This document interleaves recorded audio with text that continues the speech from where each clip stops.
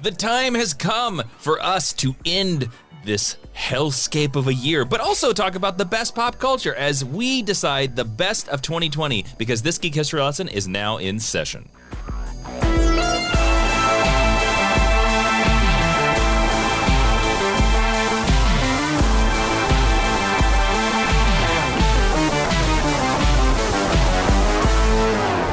Hello and welcome to Geek History Lesson. I am Jason 2020 Inman. I am Ashley Victoria Robinson. Welcome to your Mind University, because you have stumbled onto the podcast where we take one character, construct, or list from popular culture and teach you everything you need to know about them in about an hour, except this week because it's our last episode of the year. Yeah, and it's a list episode. A lot of people, I've seen at the end of the year, we asked a bunch of our Geek History Lesson Twitter people.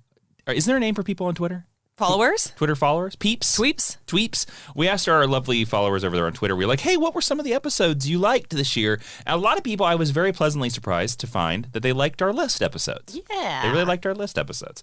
But before we get to that list and before we talk about 2020, we got to talk about a little bit of something that's coming in 2021. So you may or may not know this if you've been following my newsletter over at amzn.to. You've been following over at the Patreon at patreon.com/Jawiin. You know, I got a new comic book coming out called Super Best Friend. That's right. It is my version of my Superman story based around my Superman analog character called Captain Terrific and his best pal and sidekick, Matty Moore. What if Matty Moore, the best friend to the best superhero in the world, live streamed his best friend adventures? And what shenanigans would that cause? Well, you can find out when you read my new comic book drawn by the amazing George Kambadias and written by myself with some covers by some amazing people over at Kickstarter. Right now, fingers crossed, if everything goes right, it's going to happen January 19th in 2021. And the easiest way to learn about it is to go over to Kickstarter, search for my profile, Jason Inman, and get that notification, because as soon as I put that project up, you'll get it. And there's some amazing variant. I have a variant cover, because this will be my first single issue comic book going to Kickstarter. I have a variant cover, Ashley, from somebody that drew Superman. Oh, I know. You know, Ashley, I know. Ashley knows who it is. I do. And when this gentleman said, hey, I'd do a cover for this, it blew me away, because I've been a fan of his for years. And to be honest with you, it's a good hope. I'm hoping we can get him on the podcast in 2021 as well, because he will blow your mind. I would also hope for that. Yes. But go check that out. Super Best Friend coming to Kickstarter. Enough of 2021. We got to think about 2020. We do. Yes. All right. So, Ashley, of course, as always, we've done this 3 or 4 times. We've done this.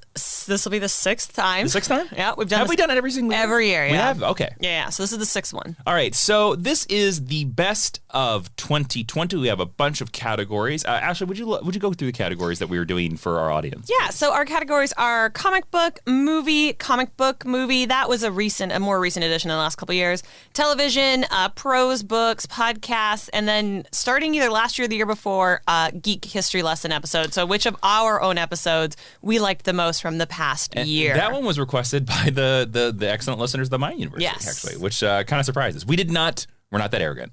No. We didn't put that one on there.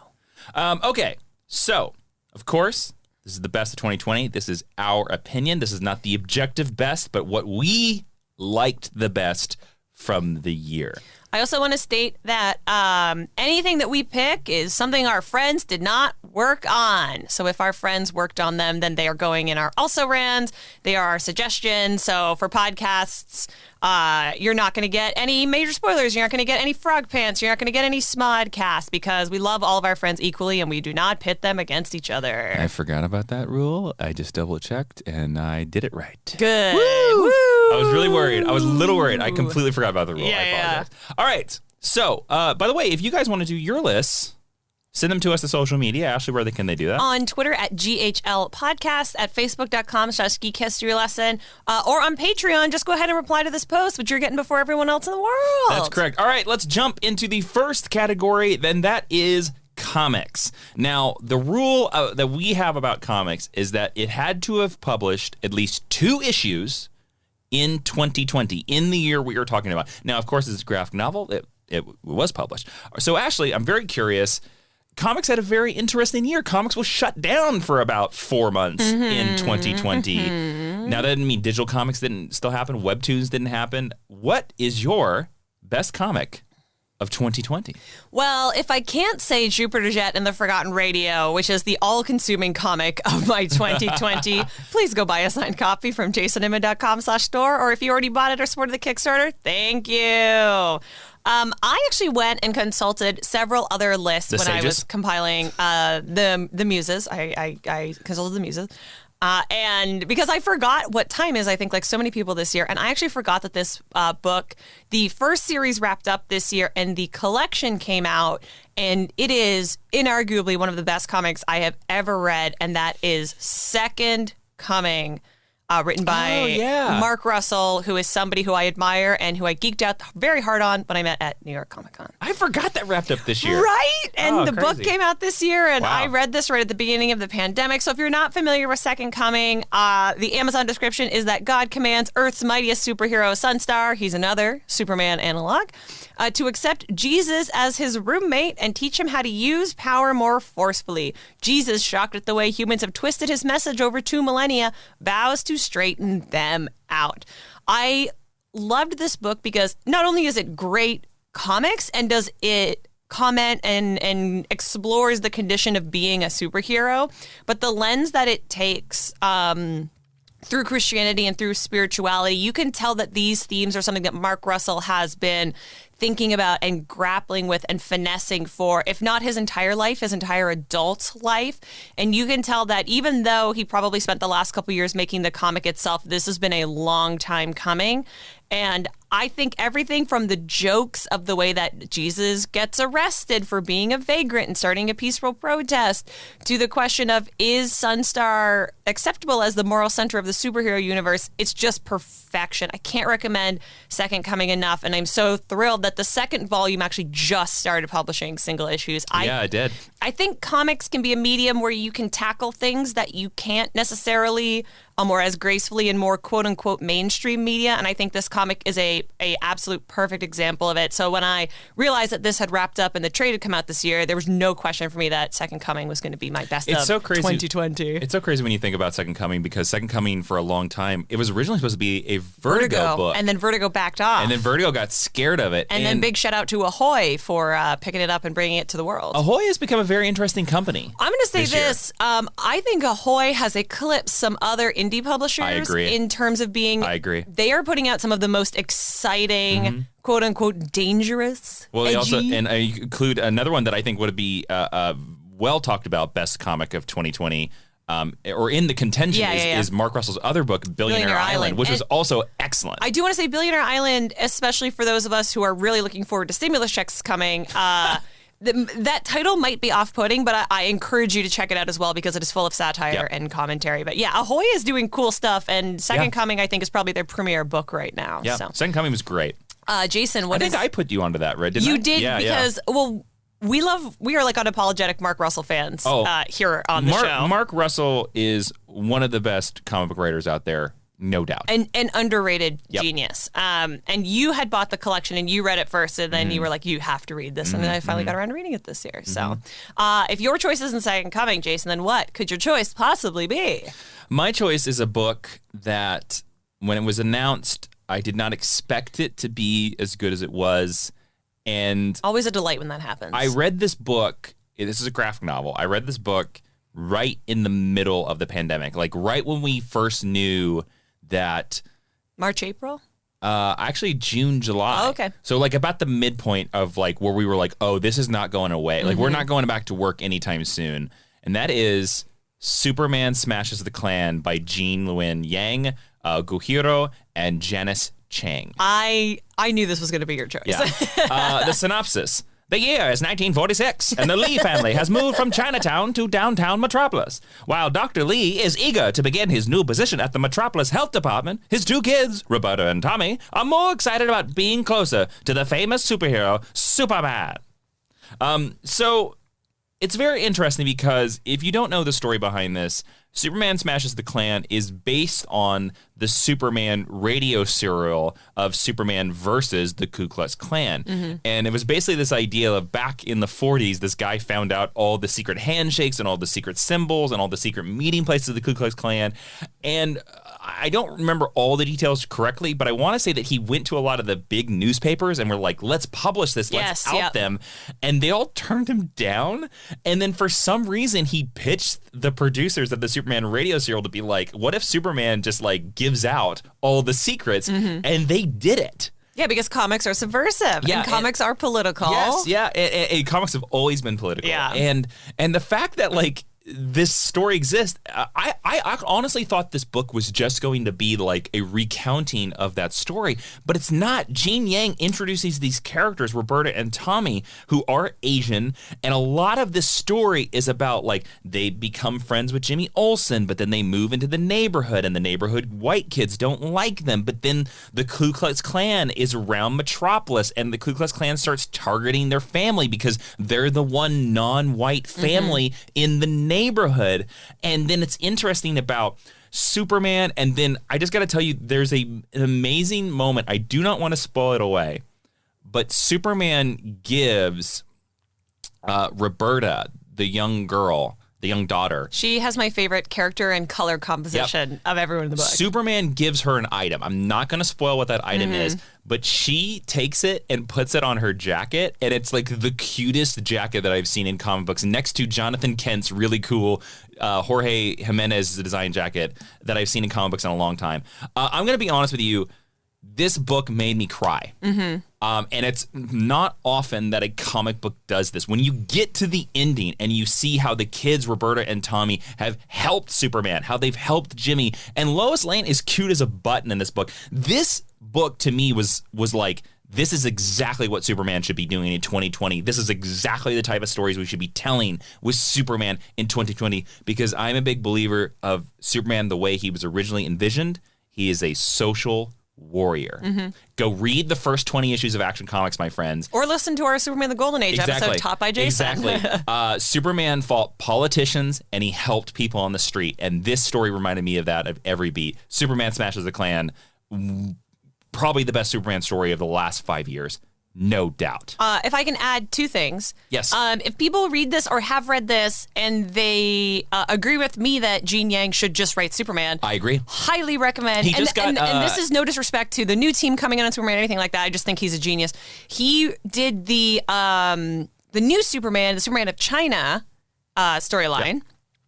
When Rebirth began, I'd recommend going and checking that out. And also, I don't know if you remember this, Jason, but you were very vocal about your love of this book when it first came out. And a lot of our listeners and followers actually read it on your recommendation. And I remember David Skelton, another LA County friend, talking about reading this with his tiny humans and how much he loved it. This would be a perfect Superman book to give to your kids or to even your wife or to your husband. If they don't like Superman, this is the book that would convince them to like him. I want to follow up your points. Gene Yang actually is writing a Superman book. He was just announced for, at the time of this recording, for Batman Superman. But he's not writing Superman or Action Comics. That's more... Well, actually, he's already written them. He wrote them like 4 years ago. He was the one that did the storyline where his identity came out the first time. You're right. My mistake. But you are correct. But he's never had a long run. I also at the time of this recording, they had just announced Philip Kennedy Johnson as the... Who's going to crush it. Who is also a friend of the podcast. Yes. And a very excellent writer. He's going to crush it. Yeah. It's very funny, by the way.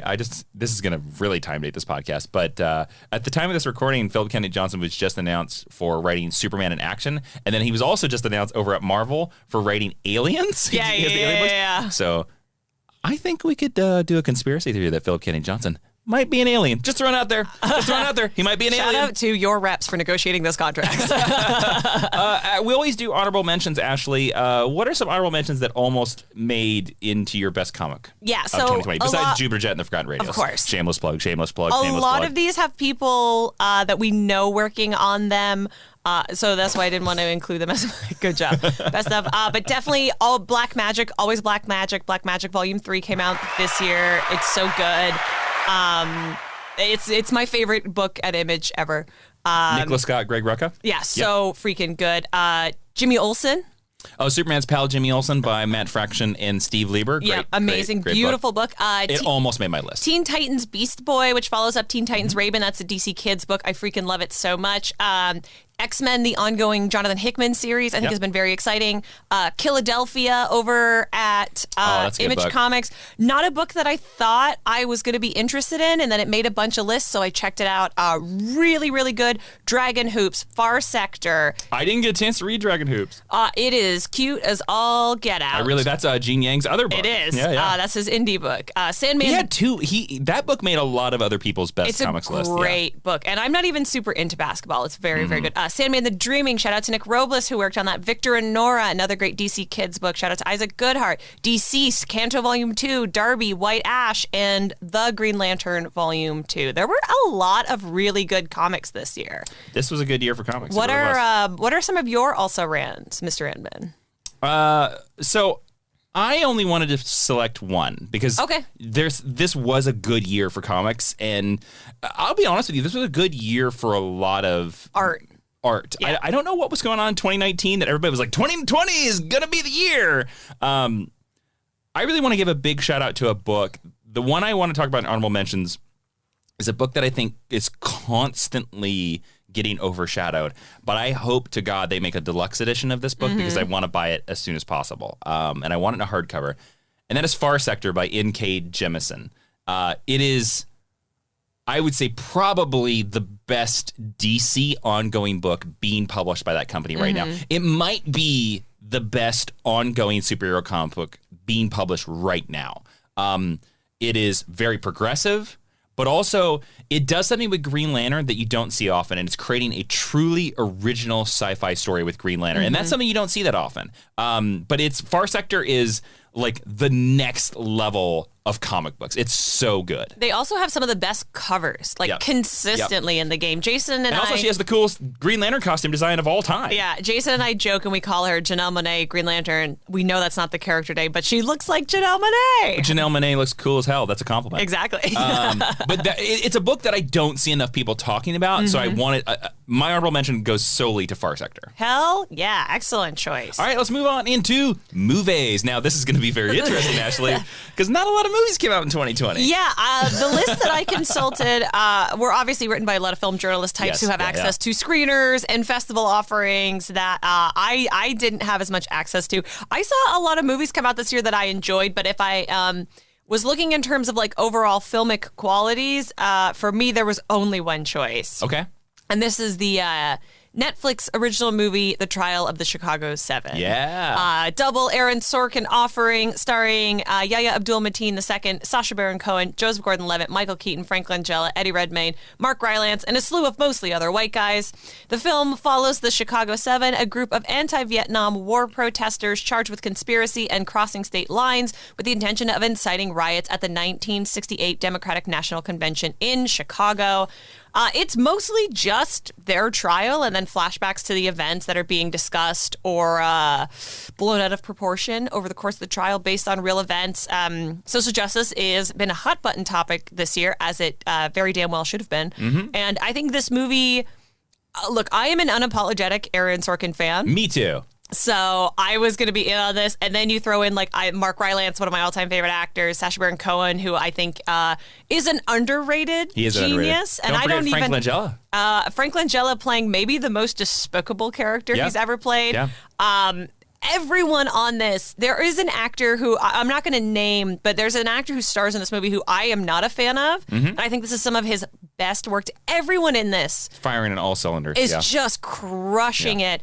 This is not a story that I was familiar with, so I learned a lot. We bought Abby Hoffman's book based on called his Still This Book. Yep, based on his appearance, played by Sacha Baron Cohen in this movie. I just think this movie has a lot to say, and then I think from a creative perspective, it does a really good job at showing how you can do something mostly in a static location and still make it incredibly, incredibly dynamic. And honestly, based on everything else I've seen this year, and I have things in my also-rans, I just think this rises to the top. I think this is unquestionably the best movie I've seen of the year. And obviously my original film intake for movies came out this year has been much lower than well, in a and of year. course, this was supposed to be a theatrical release, and then Netflix bought it up. And shout out, thank you Netflix for bringing this to us because I loved it. So, really good. Jason, what's your movie of 2020? Oh, The Invisible Man. Ashley, when I thought about movies of 2020, one movie rose to the top. Let's say he rode to the top. I'm, of course. My name is John Bronco. Yeah, John Bronco. I'm calling John Bronco the best movie of 2020, baby. And this is the song from the end of John Broken. Listeners, you don't even know they were giving away albums, and Jason and I tried so hard to get one, and they wouldn't give us one. They're giving LPs. So John Bronco is, of course, a Hulu original movie. It is the unbelievable story of the rise and fall and ultimate redemption of the legendary pitchman for the Ford Bronco. It was directed by Jake Szymanski and written by Mark Gilbar, starring the amazing and the astounding Walton Goggins. This also has a murderer's row of comedic talent. Yes, yeah. But it is sort of a mockumentary-style movie about this ultimate 60s, like, Think the Marlboro Man, think John Wayne, and it's this fake story about how Ford Bronco was so inspired by this car racer guy named John Bronco that they designed a car about him, and then this dude became like the most famous man in the world. And Walton Goggins plays it to perfection. It is one of the best mockumentaries I've seen in the year. And again, just like I think you're going to see with all of my choices that this came at just the right time in 2020, that it like brought me so much joy. I saw this trailer and I was in from Flynn because like the opening gag of the first trailer was it was Walton Goggins just in a cowboy outfit staring dead in the camera and being like, meat and potatoes feed my body, but a Bronco feeds my soul. And right from there, I was like, I am in like Flynn, and I'm in this movie. It's only on Hulu. It's about 50 minutes long. It's short, It's a short movie. They even recorded, like I said, this giant song. If you follow their accounts, they have these amazing fake posters. Because again, they're creating this whole like mythos, this whole 40-year mythos about this crazy guy called John Bronco. And to be honest with you, I thought every moment of it was astounding. I thought it was great. It came from nowhere. It won a lot of prizes at some film festivals. And while I enjoyed the Trial of the Chicago 7, I thought it was astounding writing. Trial of the Chicago 7 is on my honorable mentions. It's a bit of a downer. It is. It's a sad. It just, for me, like, John Bronco was like the you don't have to explain. Such the grab of amazing originality, and that's what I wanted. John Bronco. It's on Hulu. It's only on Hulu. Go watch it. If it's 45 minutes, you will laugh your ass off. Also, if you are a patron at one of the levels that gets you access to Jason and Ashley's Excellent Adventures, we talked about this movie extensively. Jason played, I believe, almost the entire song. I did play the entire song. Over the course of the episode. So, Ashley, what made it to your honorable mentions? John Bronco is in my honorable mentions. Yeah. I joked about him. Hold on. There's the perfect. Hold on. Yeah! Listen to that ricochet. Invisible Man, which I joked about earlier, which was the first movie I ever saw to drive-in. Invisible Man was good. I thought it was really, really good. Two movies that I enjoyed this year, but I don't necessarily think are like Academy Award level filmmaking, was Gretel and Hansel, which came out in February. It is so underrated for how good it was. If it had been like an A24 movie, people would have been obsessed with it. Did that not come out the beginning of this year? January. Okay. It's Alice Kriege and Sophia Lillis as a creepy telling of the classic fairy tale. It is She's Gretel, right? Really cool. Yeah. She turns into a witch in the end. Spoiler alert, it's great. And then I also fully purchased and watched The Craft Legacy, which I thought was... I loved it. Like, as someone who, like, unapologetically loves witch things, I was like, this is a more than worthy sequel to The Craft. And I don't think it got the love that it deserved. But, like, those movies, kind of like I think what John Bronco did for you, just, like, brought me a lot of joy. It's all good. So those are my also rants. How about you? The only honorable mention that I want to mention is it's a movie that really connected with me and it recently just came out on Netflix, and that's called Mank. And that is the David Fincher film that was written by his deceased father, which I think is also, but it's about the telling of Mank, the screenwriter who wrote Citizen Kane, and his fight for the rights against Orson Welles. Couldn't pull his name for a second there.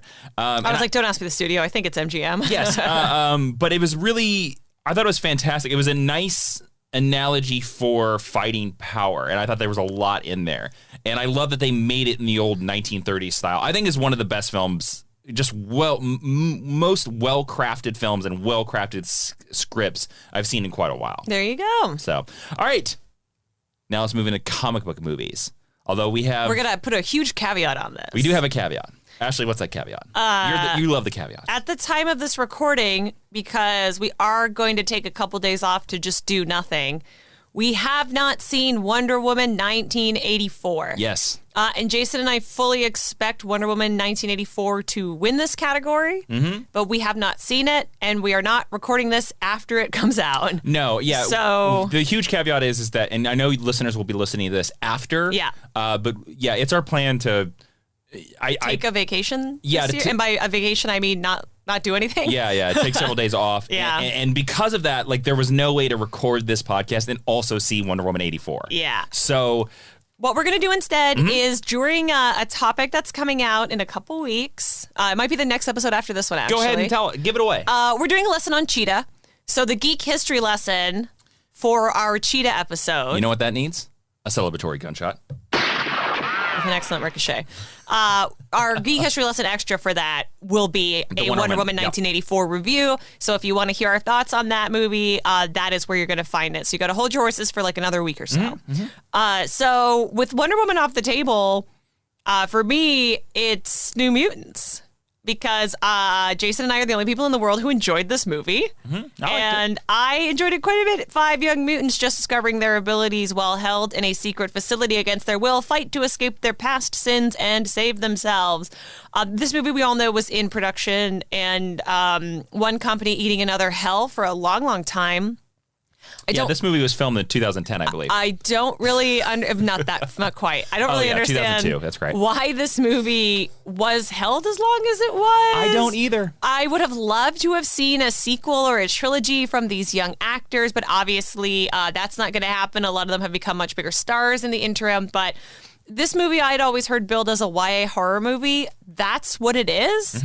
There's a couple breakout stars. Maisie Williams and Anya Taylor-Joy freaking crush it like always. No surprise there. And Lockheed is in it. So this is another movie that Jason and I saw at a drive-in experience. Well, yeah, this was the Disney drive-in. Yeah. It actually was better than the drive-in. Yeah. They had bigger, fancier screens. Yeah. But I really enjoyed this, and the whole time I was like, this is good. Why didn't they just release this movie? I really like this. And like I said, I really wish this had come out closer to when it was originally supposed to, because Me too. I do think they could have done something really cool with this cast and this group of kids. But I like New Mutants. If you've been holding off on it, I would highly recommend checking it out digitally, because it is way better than some people who expected this to be the MCU, because it is fully not that, would have you believe on the internet. And I think it's a worthy addition to the X-Men canon. And I would put it in the top half of X-Men movies, honestly. There are official X-Men movies I like way less than this. So yeah, for me it's New Mutants, and my also ran is like question mark. Well, I mean, to be honest with you, there was only like 4 I think comic movies or 3 comic movies released in 2020. All right, so tell me yours, Jason. Okay, so I'm using a double caveat. So there was not a lot to choose from here. There was not. So I'm using an exception because this is 2020 and this was a weird year. Yes, that's fine. My best comic book movie of 2020 is Bill and Ted Face the Music. Okay, so Jason sort of explained this to me, and he said I picked something that was a movie and then made into a comic book. Yeah. And my brain couldn't figure it out. So, okay. So I will allow it. The reason why I'm only allowing this into this category is because Bill and Ted's Most Excellent Adventures is a very famous and very beloved, even by myself, Evan Dorkin comic throughout the 90s. In fact, this year, Evan Dorkin did a sequel called Bill and Ted Are Doomed to that adventure. I love that comic series. And to be honest with you, I kind of even when all the comic book movies were supposed to release this year, I was already leaning towards Wonder Woman as being my favorite. Yeah. So, like, this is me saying I'm pretty certain Wonder Woman was going to be my favorite. And to be honest with you, I enjoyed New Mutants, you know, and I didn't much enjoy the rest of the movies that came out this year. So Bill and Ted Face the Music as being a post-comic book movie and also having a strong comic book legacy is my best comic book movie of 2020. Directed by Dean Parasot, screenplay by Chris Matheson, Ed and Solomon, the original writers of the other two Bill and Ted movies, which I think is cool as hell. The synopsis is, the ruler of the future tells best friends Bill and Ted they must compose a new song to save life as we know it, but instead of writing it, they decide to travel through time to steal it from their older selves. Meanwhile, their younger daughters devise their own musical schemes to help their fathers bring harmony to the universe. Now, we did a whole Bill and Ted episode. It was one of my favorite episodes of this entire year. It was really good. We talk about Bill and Ted Face the Music. We reviewed Bill and Ted Face the Music. Bill and Ted Face the Music, not perfect, but to me, it was exactly what it needed to be. And I thought it was a fun movie, and that's why it's my best comic book movie. I won't really talk about it that much here because it's not quite a comic book movie. You know Yeah. But this was my exception, as I told you. I think that's fine. I think that's totally fine. Also, I just want to remind everybody, if you like our movie talk here, we're getting ready to go into television, but our Geek History Lesson Extra episode over at patreon.com/Jawiin will be talking about the best TV scenes of 2020 because there was so much good stuff. So go over there, support this free podcast, and you can get yourself some more content, including a new podcast coming soon called Jason and Jeremy John About Justice League. What is that going to be? Well, it might be about John about Justice League. Find out soon. Your support makes a big difference, and it keeps this podcast free to you and helps support us. So patreon.com/Jawiin. And thanks to all the super friends over there that already do help us. And speaking of TV, talking about the best TV of 2020. Yeah. This was maybe, besides comic movies, the hardest category. This was the hardest category for the opposite reason, because there was a ton of excellent television. I have like 12 also rans. Can I give you my theory of that? Sure. I don't think there was any more excellent television produced in this year than any previous year. I mean, TV's just better, and Yes. we've been watching. No, what I think it was is that because people were staying inside, and also because there were not a lot of basically no movies were released comparatively. Yeah. I think it allowed people to find things that they wouldn't have found in a normal year. Well, Because you were busy watching sports or busy watching movies or whatever. my choice, and then several of my also rans, are things that you and I were like, oh yeah, we'll watch that, or like we'll check out the pilot, and then we wound up binging the entire thing this year. So, yes. What's your best TV of 2020, Ashley? So I think this is a first for Ashley. I did not go back and check. I could have, but I did not. I think this is my first comedy that I am putting on my best television of 2020. This is a show that Jason and I watched every season of this year, and we decided we were going to catch up to when the final season dropped on Netflix, and then I think we beat it by a couple weeks. We did beat it. And that is Schitt's Creek Season 6. Schitt's Creek is a good Canadian show by the Levies, and I didn't know anything about it, even though so many people in our lives were like, you have to watch this. You guys are going to love it. You have to watch this. You're going to love it. And we finally watched it this year. It is a sitcom about a wealthy couple who suddenly find themselves completely broke, and with one remaining asset, a small town they own called Schitt's Creek. They must give up the life as they know it and move in with their adult children. And this season is the summary of everything that came before it. And you probably know the image of Dan Levy's character. He gets married in the finale. It's called Happy Ending. Spoilers! I mean, it was the whole marketing campaign was their wedding. I know, but still. That was the only thing I knew about the show, was that they got married. So I don't think that's a spoiler. It won the Emmy for pretty much everything this year, and pretty much everyone in the show won. Catherine O'Hara finally getting the recognition that she deserves and becoming a giant internet meme this year. And this show brought me a lot of joy, and it brought me a lot of pride in Canadian content, which is something... It's a very Canadian show. It is, but it's something that... It's Canadian without making fun of being Canadian, which is a difficult line to walk. I agree. Particularly in things that hit big in America. So this show, I think we've seen shows that maybe are better dramatically or deal with bigger themes, but this is the show that brought me the most joy this year and made me the happiest. So I'm kind of following your John Bronco rule. Like Yep, that's fine. am so glad that we had 6 seasons to watch this year. I would say, and Jason's favorite Christmas episode of all time. It is my favorite. Well, I don't know if I'd say that, but it's one of the best Christmas episodes of all time. You are correct. Like, there are shows, I would say there are comedies that are way funnier than Schitt's Creek. Like Schitt's Creek, but it's the combination of the comedy and the drama that makes it its own interesting thing. And it's the characters, I think, ultimately. Like, it is very satisfying to see where they all end up.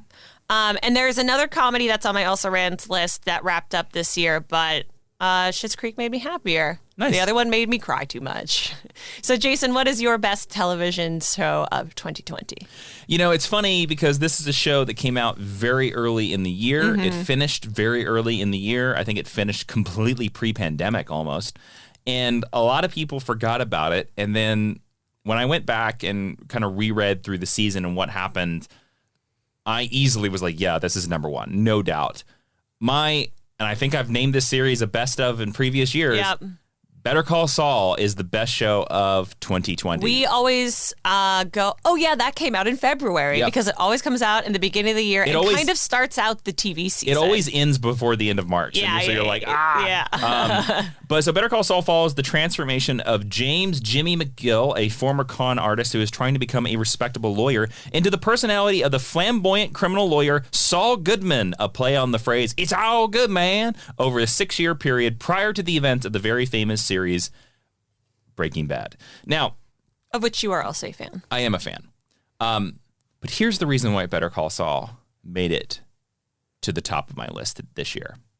This is the season that concretely and definitively, for me, proved that Better Call Saul is the better show of the two. Better Call People Saul. Are screaming into their iPhones. I do not care. Now. Better Call Saul with this season is now better than Breaking Bad. And to be honest with you, that is very exciting because there's still another season of Better Call Saul left. I just want to say that I think the show gets done so dirty. I think Rhea Seehorn doesn't get... Well, I was going to talk about Kim, yes. Celebrated. Like, she wasn't nominated this year. No, which is a effing crime. It's a criminal act, and I'm filing papers against the Academy right now. Yes, because she is so wonderful. But this is another show where everyone in it is so good. Patrick Fabian rocks. The interesting thing about it is that this is almost a film noir show. It really is, because it's hard-boiled crime. But then the interesting thing about it is that it's literally about just a bunch of people trying to survive. And because the system is so corrupt, you have to become a criminal to survive. And it's so interesting. This show is so hard to put into a genre because you can't really call it a lawyer show, even though it stars a lawyer, because there's so many moments where like you're literally laughing out loud as much as you would at Schitt's Creek at Better Call Saul. There are moments between Kim and Jimmy, the two main characters, the main couple of the show, that are adorable and sweet. Here's another spoiler: another season with a wedding. Where was the wedding this season? Kim and Jimmy get married this Man, you're throwing spoilers all over the place. Listeners, I apologize. Dear Lord. Don't stop spoiling everything. So, but the interesting thing about this is that there's an amazing score, there's amazing music choices, and Better Call Saul had an episode this season called Bagman, which is, I think, one of the greatest episodes of television that has ever been produced. It's basically Bob Odenkirk walking through the desert for 55 minutes, and it is fantastic. Watch the behind the scenes of that. There's like a little clip that is available online. Yep. And look for the poor PA's in charge of giving everybody water. Yep. And look for the snake wrangler. Yes. And we also, like, an amazing thing about Better Call Saul is that even though the show is called Better Call Saul, it really is just as much about Kim. And it's almost like this secret journey of, like, what we always wondered from season 1 what was going to happen to this character. And now that we've gotten to the end of season 5, we're like, oh no. When we see that final scene of season 5, now you're almost like, I don't think we're going to like the answer of what happens to her. Yeah. And we always kind of knew that, but this season confirmed that you're like, oh, it's not going to be a happy ending for her. And that's almost tragic and sad. It's whether or not she's still alive is the big question. Careful with the spoilers, Ashley. No, we don't. There's no spoilers. We fully don't know yet. I know. But we also have to talk about, we cannot talk about Better Call Saul without Mike. I cannot remember the actor's name. Jonathan Banks, great actor from he also had an amazing, worthy of the Emmy performance as well. Absolutely, yeah. Better Call Saul, while not as sexy as Breaking Bad, it's smart and it has an emotional realism that many other people. Plus, you cannot talk about Better Call Saul without talking about Tony Dalton, Lalo. He's so good. He has scene-stealing performances, and I'll put it on this. It will be a crime if he's not nominated for an Emmy next season. Michael Mando also really holds it down as not. Everyone in the show is freaking good. Better Call Saul is my best television show of 2020. There you go. What are some of your also rants? Because I have 100. I have a couple. One I want to talk about. I think the show finished this year, but most of it aired in 2019. Mr. Nobody. It's an Australian show that was on FX. Very brilliant. I watched all of it this year. The Boys season 2, better than season 1. Really became a favorite show. Schitt's Creek is an honorable mention that I loved just as much as you. Queen's Gambit is a great show that I really loved. I haven't seen it yet, but every other season of this show is great. I'm certain The Expanse season 5 is just as excellent as the other seasons. Okay, so Doom Patrol season 2, great. Crown season 4, great. Yellowstone season 3, great. Queen's Gambit. We watched both seasons of Umbrella Academy. Season 2 came out this year. Surprisingly great. The Good Place season 4 wrapped up this year. I cried the entire finale. Better Call Saul, of course. What We Do in the Shadows season 2.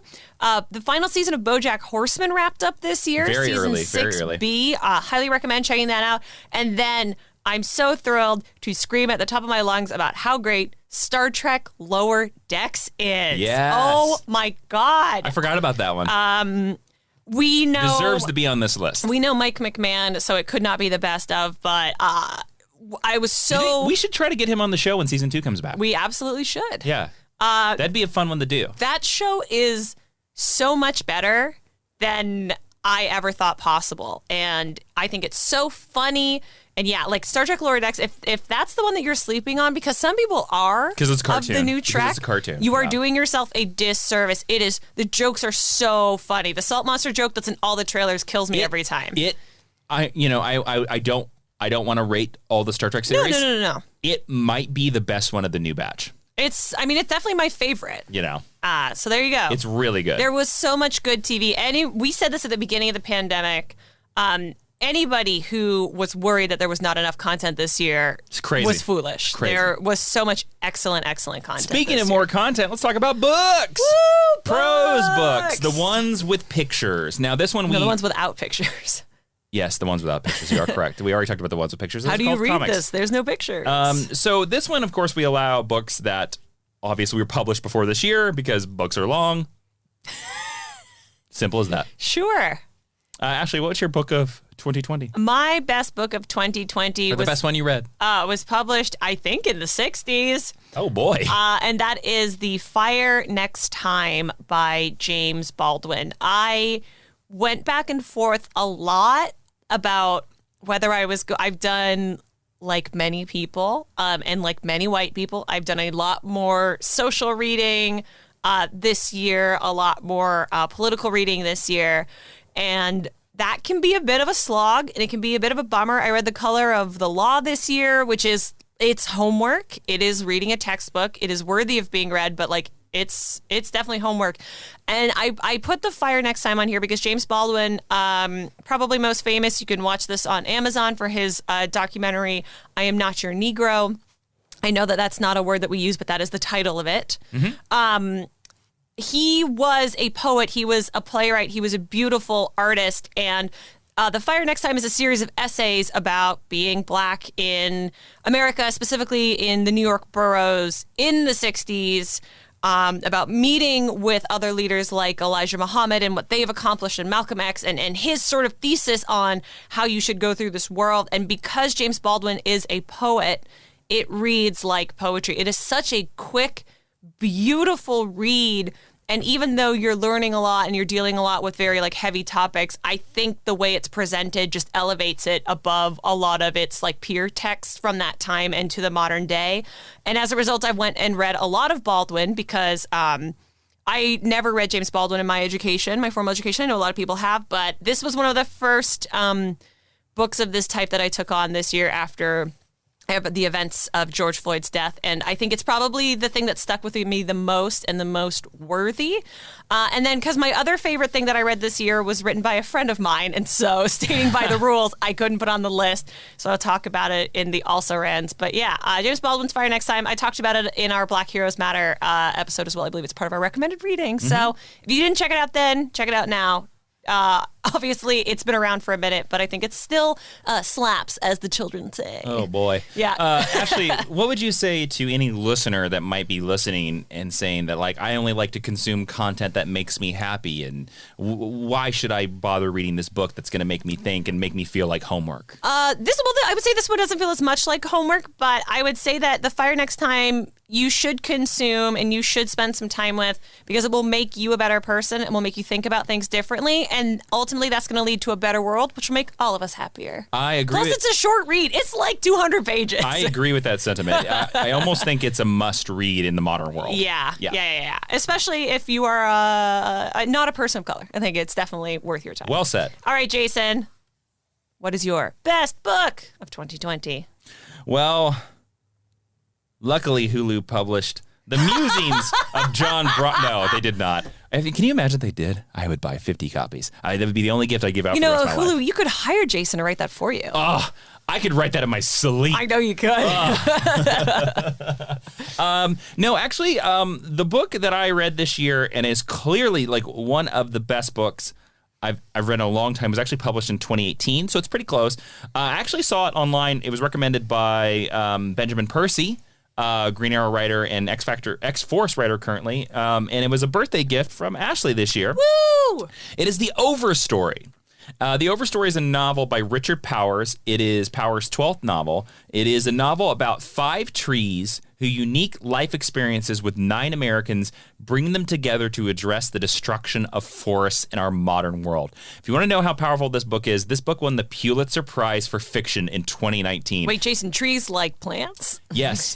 This is a book. This is a story of humans told from the perspective of trees. And I tell you that when you read this book, you will look at trees differently. It is astounding. It is such a hard book to describe because everybody's lives are different. This book also is 1,000 pages. It is a lengthy read. It took me like 2 months to read this book. But I will tell you, I enjoyed every single bit of it. There is a storyline about a girl who leaves college because she hears a calling to go help trees. There is a story about a boy who makes sculptures out of wooden discarded tree limbs and how his story connects to this. There is the story of the one chestnut tree in Ohio that survived the chestnut plague of the 19th century and the family that is like dedicated themselves to no matter what, we got to make sure that tree lives. Isn't there also a story about an immigrant or an immigrant family? There's a story about a Chinese immigrant who also, I can't remember the type of tree that he brings, but it's the idea that he brings this tree to America into San Francisco, and it's the idea of like how hard it is to get the tree through customs, and then it's about how his daughters keep trying to keep that tree alive is fascinating. And it also talks a lot about the modern lumber industries and how brutally sometimes they just take down forests. And also a lot of it is this idea about talking about how these trees have been around. Some of these trees in our world have been around for almost 1,000 years, and they're going to be around for 1,000 years past us. And that to them, we look like flashes in the night. It is fascinating. If you want to read a book, kind of like James Baldwin's book, but in a more narrative manner that will break your brain, The Overstory is that book. I'm telling you, this is a book. This might be the book for the rest of my life that when somebody's like, what's a good book? I'm going to be able to say like The Overstory. It does not disappoint. And the only factor to making it hard to read is just the length. Sure. But it is. But you know what? A lot of us have nothing but time right now. It is so well written. It is astounding. I totally understand why it won the Pulitzer. It is one of the most amazing books I've ever read in my entire life. The Overstory by Richard Powers. Nice. Yeah. Ashley, what made into your honorable mentions? So my honorable mentions, I already mentioned The Color of the Law. If you don't know what redlining is, read that. I also read Battle Royale at the beginning of this year, and I really enjoyed that. It was not maybe the mood I was hoping for in 2020, but I definitely enjoyed that. I read Full Moon in Leo this year, which is a romance novel written by our friend Brooklyn Ray, which I really enjoyed. And then my friend Amina May Safi published a book this year called This Is All Your Fault. And it follows the story of 4 teenagers who work at a fictional bookstore in Chicago, and they learn that it's closing. And so they do their best to try and keep it open. I really, really loved that book. Nice. I think it's very, very sweet. But like I said, can't put Friends on our list. Sure. We're trying to be fair. But I definitely love that. Check that out. I think that's her 4th or 5th book. The only honorable mention I was going to talk about is I also read Hillbilly Elegy. I was wondering if you were going to bring that up. Which I thoroughly enjoyed as well, which is, I would say I haven't seen the movie. I've heard reviews of the movie. I know a couple people that have watched the movie. It sounds like the book is quite better. There you go. So I would go read the book. It's a fascinating look at rural Ohio. Look, we always advocate for checking out the source material. Next category is podcasts, Yes. I believe. Yes, Ashley. What podcast not created by a friend of ours made it into your best of 2020 podcast? And speaking of 2020, talk about the year everybody made a podcast. Yeah. Every celebrity made a podcast this year. Yeah. Really glad that they're taking listeners and advertisers away from the people who've been doing it for almost a decade or longer than that. Yep. Sure am glad about that. That's okay. It's fine. Everybody, that's the great thing about new media. There are no gatekeepers. Everybody, if they want to swing, they can have a swing. But who's going to keep making podcasts next year when the pandemic lifts a little bit? Your old friends at Geek History Lesson who've been here for 7 years. Yeah, that's the interesting thing to me. Just like everyone adopting animals, who's going to keep these podcasts going once things sort of shift back to what we're used to? Less than half. Yeah. Less than half of those podcasts are going to stop. Look, last year I was mad at Conan O'Brien. At least Conan beat them all by about a year. That's true. That's true. And he's still going. He is still going. My favorite podcast of this year is, I guess you could call it a true crime podcast, but it's a little less murdery than my usual true crime podcast. It's called the Fatal Voyage podcast. It's not something you hear often. You're like, I like this podcast, but it could use some more murder. No, I'm not saying that. I just mean it's like not, it's not about murders, but it's what about. Was the name of your podcast? It's about death. It's called the Fatal Voyage podcast. Okay. They have 3 seasons, and it is about 3 very public figures who died in transit. So the first season is about Natalie Wood. Natalie Wood was thrown over a boat by her evil husband. Yes. I will say that. I know that's not been proven, but I'll say that. And then the second season is about Princess Diana. And then the third season is about the death of John F. Kennedy Jr. We're getting a phone call from Natalie Wood's evil husband. Should I hang up? I'm going to hang up. Sure. I'm not going to say his name because he's evil. But it is a really, really, does a really, really good job, I think, at presenting the stories from a journalistic perspective. They definitely come down on each case with who they think is the person responsible, and they have good evidence to back it up. It's definitely up to you whether or not you believe that or not. How many episodes are in the season usually? I can. Don't worry about it. Don't worry about it. I don't know. Okay. I don't know the answer to that off the top of my head. I want to say 10, but it might be less than that. It might be 6 or 8. I don't know. I was just curious if it was like a serial type podcast, like where there's like 10. Yes, it's like that. Or is it most like half the year? Well, it more doesn't like matter, Ashley. It's more like serial. But so I really enjoyed that because I think it's one of the most well researched podcasts that I've listened to this year. And yeah, I was really interested in the Diana story leading up to The Crown season 4 this year. And then I found myself listening to everything else. And I hope that they continue making podcasts in future. And I think that they did a good job at true crime in particular is very flooded right now in the podcast world. And I think they did a good job at finding like a framing device and a perspective that is different than just, we're going to tell you another horrible murder this week. And don't get me wrong, I love those type of shows too. That is interesting. That's an interesting way to frame it. Yeah. So there you go. Fatal Voyage podcast, 3 seasons. Check it out. Jason, what's your podcast of the year? Well, my podcast, and is a character that I've known for a very, very long time, for about 5 years now, and has appeared on certain podcasts, and I've loved. And Earwolf finally gave him his own podcast. And I am talking about Bananas for Bonanza with Andy Daly, Maria Bamford, and Matt Gorley. So Andy Daly has had this character on Comedy Bang Bang called Dalton Wilcox. He's the self-described poet laureate of the West. And he has decided to rewatch the classic TV show Bonanza with country music legend Mutt Taylor and biblical home and garden accessories entrepreneur Amy Sleeverson. They always watch a guest. They watch an episode. They force people to watch old episodes of Bonanza, the classic TV show, over YouTube. And he always starts every episode with, "Hello, friend, come on in. The gate is open wide." And they always shoot guns. Dalton Wilcox is a character that I've enjoyed on Comedy Bang Bang for a very, very long time. And it is no doubt that he is a big inspiration for Tex Willerman, like Tex Willerman, the character on this show. I guarantee you Dalton Wilcox was in my mind when I came up with that joke. Because you've loved him when he was on the podcast pilot project. Well, that's where Dalton Wilcox started, yes. But the idea or the idea that like they spend half of the podcast not talking about Bonanza, and then they're always like, hell, we didn't talk about Bonanza, and then they talk about Bonanza. And the fact that their guest selection has been very interesting. They've started their second season in this year. I was worried they were only going to get one season. But luckily, I think enough people listened to it, or Andy Daly just doesn't have anything else to do, so they decided to do a second season. And I kind of hope this podcast continues, because the ongoing gag of it is that Bonanza, I think, has 423 episodes total. Mm-hmm. It ran for like 15 seasons, and they always make the joke that when they count another one off, they're like, oh man, there's only 402 more episodes to talk about. What a shame. And to be honest with you, I weirdly hope they get to do all 402 episodes, although realistically, I know they won't.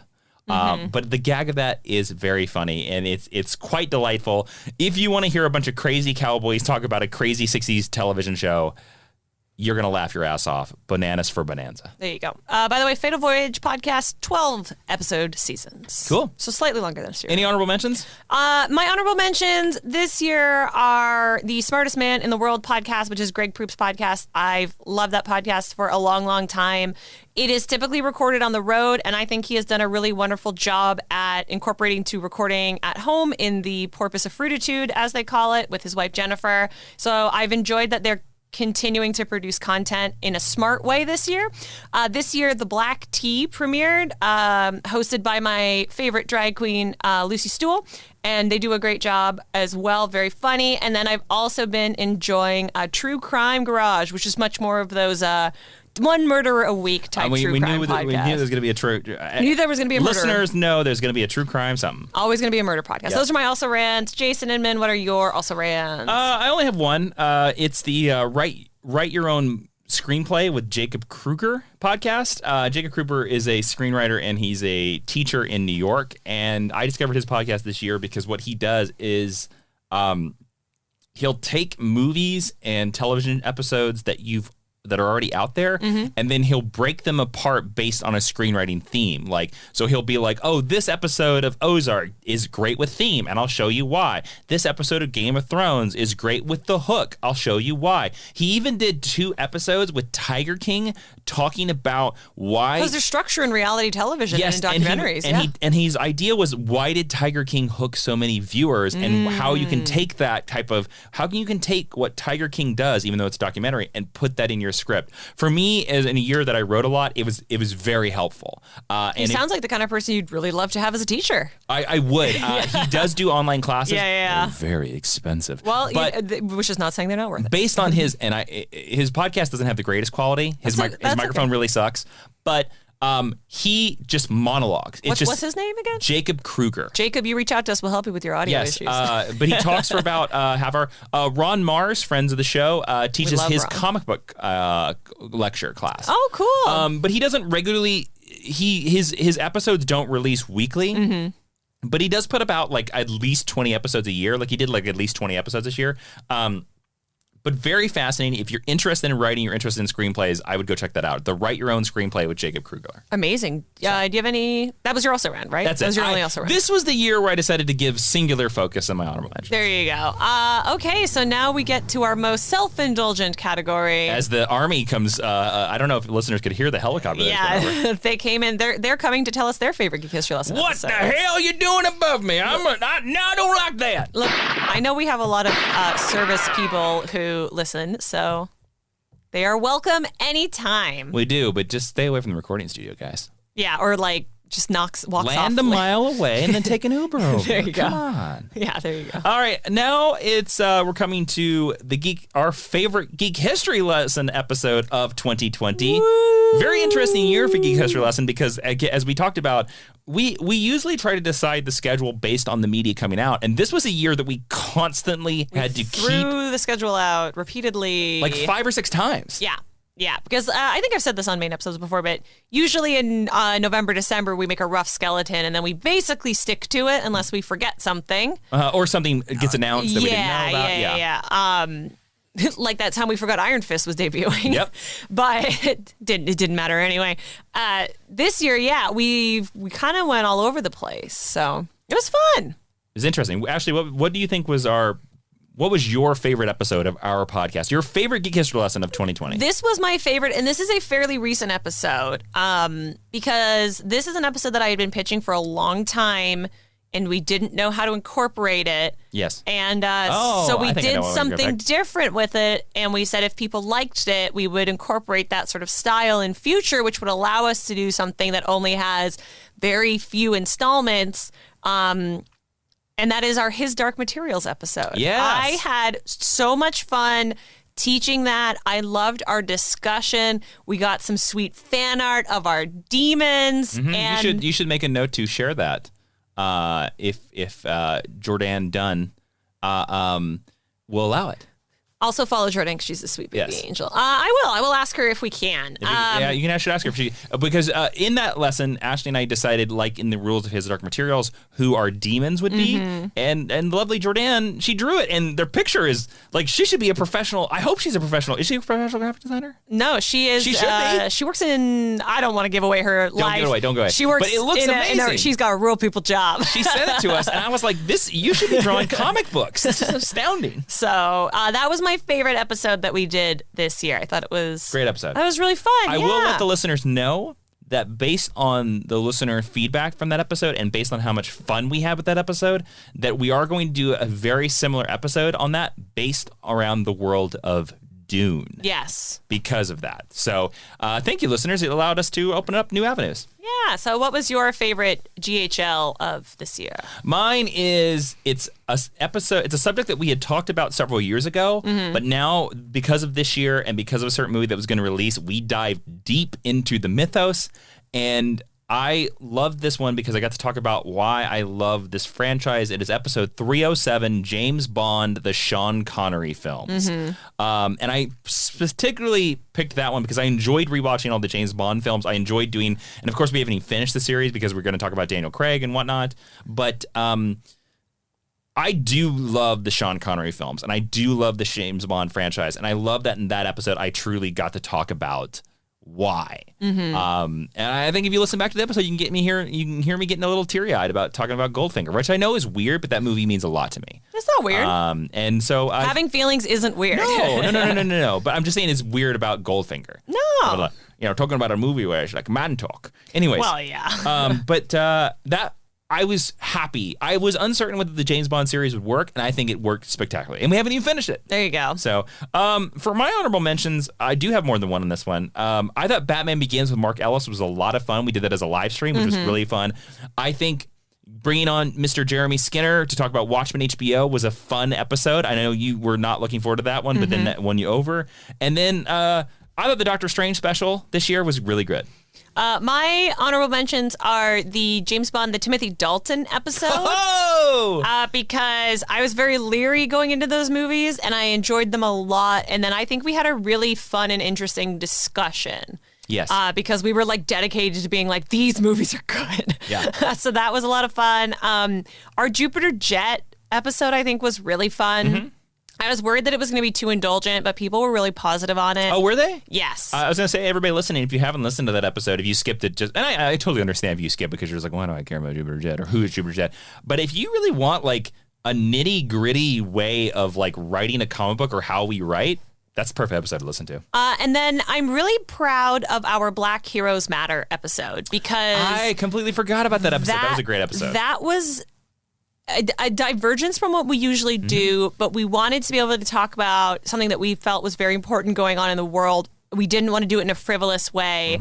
And we were finally able to bring Brandon Marino on, who started life as a listener and has now become a friend. So I'm really glad that we did that. And I'm glad that we got a lot of really positive feedback. Hashtag Brandon for Nightwing.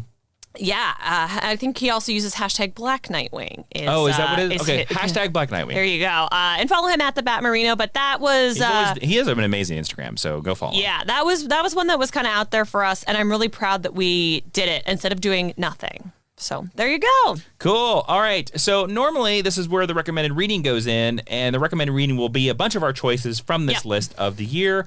And you can find that where, Ashley? You can find that at geekhistorylesson.com/recommended reading. And of course, we always share a couple of them. We highlight them on our socials at GHL Podcast and facebook.com/geekhistorylesson. Yes. And the next section of the podcast is the honor roll, where if you go over to Apple Podcasts and you leave us a 5-star review, we will read whatever you write on the podcast, because that's our thanks for you helping us in the Apple Podcast algorithm. And also, if you're an international listener, you can email us your review, a screenshot of your review at geekhistorylesson@gmail.com, because we can only see the American ones. Yeah. So, Ashley, who is entering the honor roll this week? So we have 2 people entering the honor roll this week. First is P. Liv, who says, great way to learn about comics. Been meaning to write one of these for a while, and here I finally am.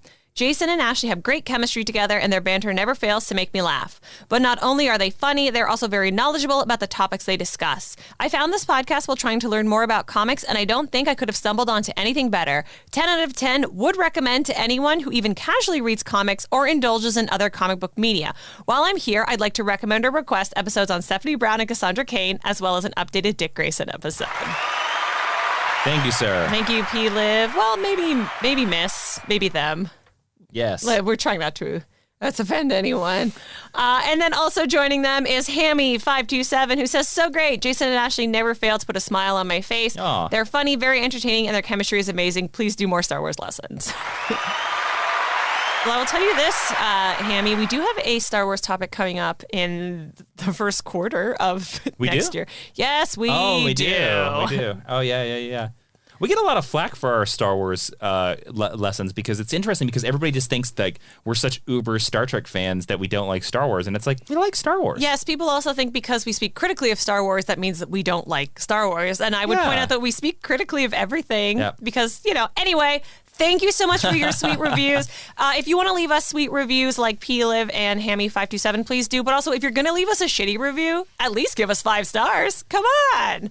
Anyway, what's going on in the Teachers Lounge for these fine folk today, Jason? Who are the folks that are joining? P-Liv and Hammy527. P-Liv and Hammy are going to come in and marvel at the Snoopy wall clock that was put up into the Teachers Lounge by the wonderful and former guest professor Bernadette Inman. True. Who is a professor of food technology. There you go. Child rearing? Yes, there you go. All right, don't forget to subscribe and listen to this podcast on everywhere that you listen. That is on Spotify, that is on Stitcher, it is on SoundCloud. It's everywhere you want to listen, it is there. And hey, in 2021, recommend this podcast to your friends if you want. We're gonna start a march. We're gonna try to do some more things to promote the podcast. We're going to try to march to 500 super friends on our Patreon over at patreon.com/Jawiin because we're closing in on our 400th and our 500th episode, and we want to get there before we get to 500th. So don't forget to follow in all of those areas over there, because the GHL Extra of this week, if you want some more content, is going to be Best TV Scenes of 2020. So don't forget that.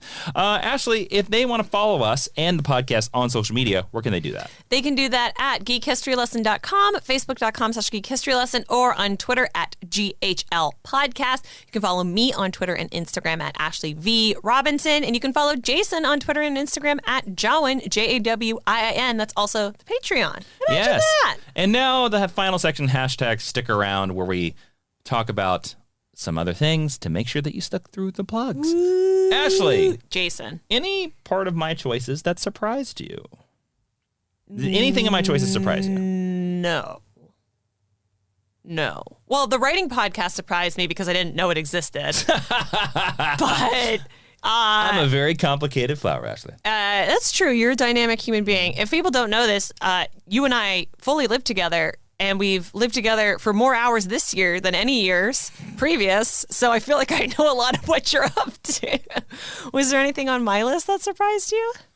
I think the only thing that surprised me was I was surprised the Trial of the Chicago 7 made your best movie. Yeah. Like I knew you liked it. I didn't know you liked it that much because I remember and correct me if I'm wrong, but I remember having to convince you to watch it. Yes. But then I was like, it's Aaron Sorkin. Yeah, but it's also a movie that some movies, you're going to go into, they're going to be a bummer. And that was definitely definitely one of them, which doesn't mean it's not worth watching, but that has been content that's been like harder and harder to consume in 2020. Mm-hmm. So, and I think that's why you should consume it. Difficult things make you always consider different things or different avenues. I agree. Yeah. I agree. But yes, there is a time and a place. Like there are certain points where you're just like, man, this is not the night for Schindler's List. Yeah, sometimes you just got to watch 5 episodes of Avatar, And sometimes you just got to watch John Bronco on repeat for 3 days. Sure. Not saying that somebody did that. But you could. If you wanted to. And it would be spectacular. Mm-hmm. Your soul would be overflowing. Yes. With cigarettes and mahogany and bourbon. Ew. So, what a great mixture. Yeah. Well, friends, that's it.